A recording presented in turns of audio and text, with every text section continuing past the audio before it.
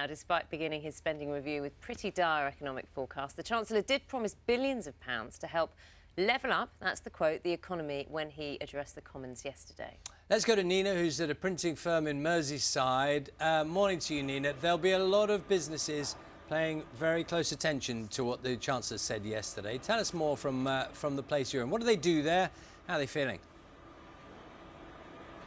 Yeah, absolutely right, Charlie and Naga. Very good morning to you. Just come and have a little look in here. Hot off the press this morning. These are admissions letters for Edge Hill University. So here they provide businesses in the public sector, so like universities, but I've also seen material for charities, hospitality businesses.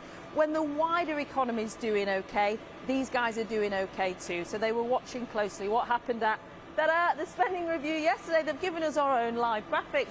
So this was the warning from government. This year, borrowing is up to nearly £400 billion. That translates to nearly £7,000 for every individual in the UK, a lot of money.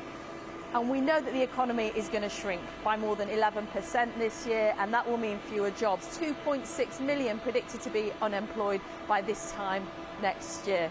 And this is what really struck me. It will be 2025 before the economy is close to where it was predicted to be at the March budget for next year. In fact, it will still be 3% smaller. A little bit of light at the end of the tunnel, though. The government said they would find £4 billion for levelling up the economy. What does that mean? It means investing outside of places in London and the South East so that things are fairer, that money trickles down and around in the north of England.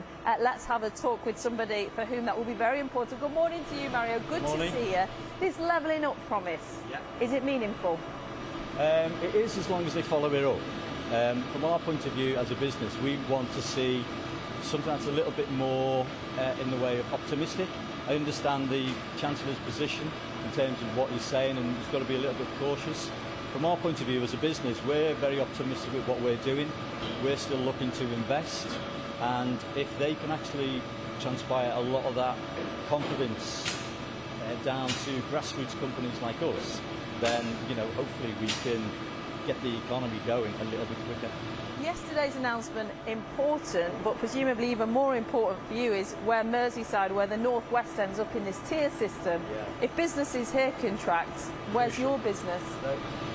We've been working over the last few months during lockdown with some of our clients. We've got a lot of clients who are very they're waiting to see what's going to happen today with the tier system. Purely and simply because we're dealing with companies who are in hospitality. So for them, it's a crucial decision today. And it obviously filters down to us, because if they're not opening their doors to trade, then effectively it does filter down to us and other companies like us to actually, carry on working. And finally, Mario, you have managed to take advantage of a couple of the government schemes, including the Kickstarter programme. So you'll be bringing an apprentice in because of that scheme. Yeah, we will, Something we've been talking about for the last couple of months, but this is the extra incentive for us to bring on a new apprentice to help Sean, who's just disappeared, and also to work in other areas of the company, to be someone who can gain a lot of skills over a good period of time. So that's what lots of businesses are telling us. Although the outlook is pretty bleak, they have welcomed the government support schemes. Just want to have a quick chat with Dave. Can I grab you for a minute? Okay. Because I know you've got 2 kids and you were listening out yesterday for their future. One of them is a teaching assistant. How did the news go down that her pay's going to be frozen? A little bit disappointed, to be honest. They work really hard, and to find out that after 2-3 years, if this happens, they get no rewards, it's not great. And you feel like your job here is safe for now? You've got a pension that you can rely on, but you're worried about your kids' Personally, pension, I think I'm fine. But I think future security, both my children, one works here, and obviously Vicky in education, I really think that they will possibly struggle. What should the Chancellor do, Dave, for you and your family?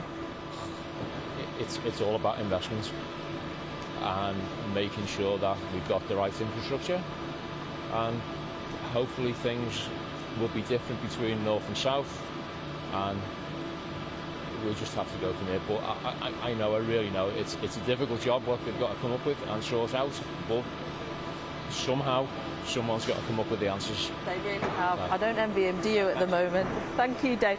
So that £4 billion to be invested in the north. Just to give you a bit of context, HS3 Northern Powerhouse Rail, that big ambitious project, would cost £29 billion alone.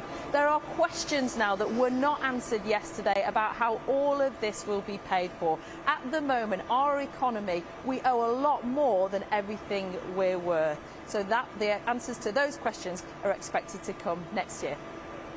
Nina, thank you very much. Really interesting. I mean, it's not only interesting seeing one workplace, and you know, that's an industry there who are trying to work out how it's going to work out, and then you hear the individual stories of the people who work there and their families and the trickle down. It's the knock-on effect, isn't it? Of the decisions made by Rishi Sunak, who we should say we're speaking to at 7:30 this morning here on BBC Breakfast. Now we